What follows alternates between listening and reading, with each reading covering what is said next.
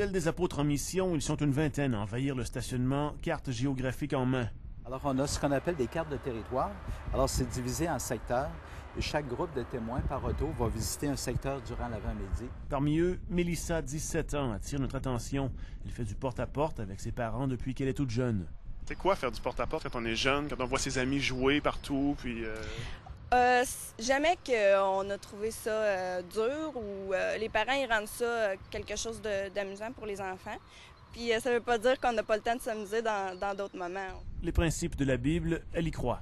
Ça m'apporte des principes sur lesquels je peux me baser dans tout ce que je vais faire dans ma vie, dans toutes mes décisions. Pour une première fois au Canada, une équipe de télévision est autorisée à accompagner les témoins de Jéhovah dans leur porte-à-porte. Jumelés à Serge et Penny, c'est eux que nous accompagnerons sur la route. À la première porte, tout va comme prévu. Bonjour, madame. Ça va bien? Oui, oui. Oui, on visite les gens de votre quartier ce matin pour... On passe le message, on remet le dépliant, on invite au grand rassemblement du Colisée.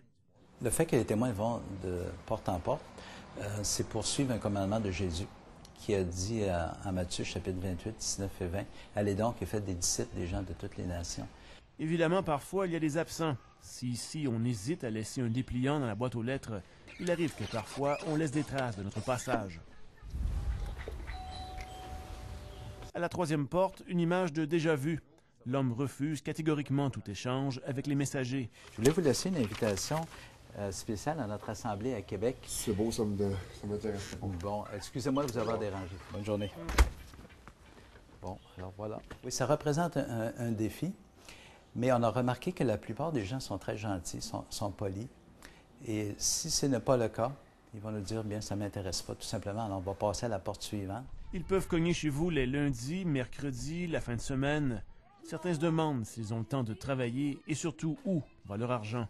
Moi, je travaille chaque soir, alors ça me libère durant la journée. Donc, j'ai organisé mon horaire de cette façon. D'autres témoins vont sortir souvent le samedi matin. Alors, c'est une occasion pour eux, ils sont en congé. Contrairement à d'autres religions, on n'a pas une dîme ou un 10 % à donner. Alors, dans notre salle du royaume, on a des petites boîtes de contribution en arrière. Alors, si quelqu'un veut donner quelque chose au cours de l'année, alors il est bienvenu de le faire, mais il n'y a rien qui est exigé de nos membres. S'ils sont dans ce quartier, ce n'est pas par hasard. Plutôt, un premier rendez-vous dans la salle du royaume a permis aux membres d'échanger, mais aussi de recevoir les directives. Avant de prendre la route, l'assistant ministériel prépare le plan de match de la journée.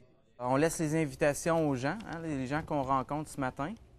Alors, on peut juste même leur dire que c'est leur invitation personnelle, puis c'est sans engagement de leur part. Ici, pas de grands prêtres, que les membres, appelés les anciens, qui maîtrisent la Bible. Dans la Bible, on les décrit un peu comme des bergers. Alors, c'est un peu ça. C'est des gens avec qui on va faire référence si on a besoin d'encouragement. Les frères qui ont besoin d'arrangement, OK. OK, Chris avec Sébastien, Roland avec André. Finalement, le ministre forme les équipes qui iront de porte en porte. Personne n'est envoyé seul. Bonjour Serge, ça va bien? Prête pour ton étude biblique? Il arrive parfois qu'on est invité à entrer, comme ici chez les Caron.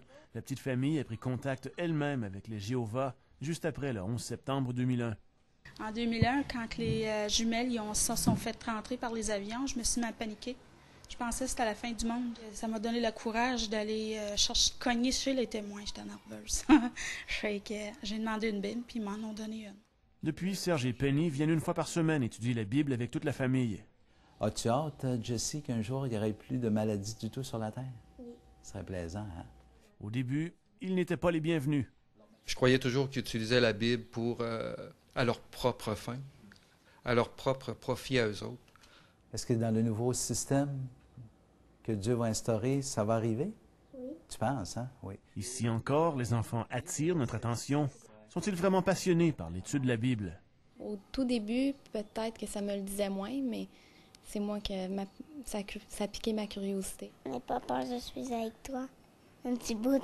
Jéhovah, il a mis la terre pour que les gens vivent. Mais on laisse toujours les gens libres. À preuve, c'est que nos propres enfants ne sont pas baptisés. C'est eux qui vont décider, à un âge qui est raisonnable, peut-être vers 14, 15 ou 16 ans, qu'ils adhèrent à la religion des témoins de Jéhovah. Alors, on ne les poussera jamais à le faire eux-mêmes. Moi, quand j'étais jeune, personnellement, on parlait souvent de la fin du monde. Après une journée en leur compagnie, un discours ressort à travers tous les autres. Selon eux, la fin des temps approche. Donc on croit que c'est proche sans fixer de date. La Bible dit, vous ne savez ni le jour ni l'heure. Mais on croit que c'est bientôt que ça va arriver. Carl Angelier, TVA, à Lévis.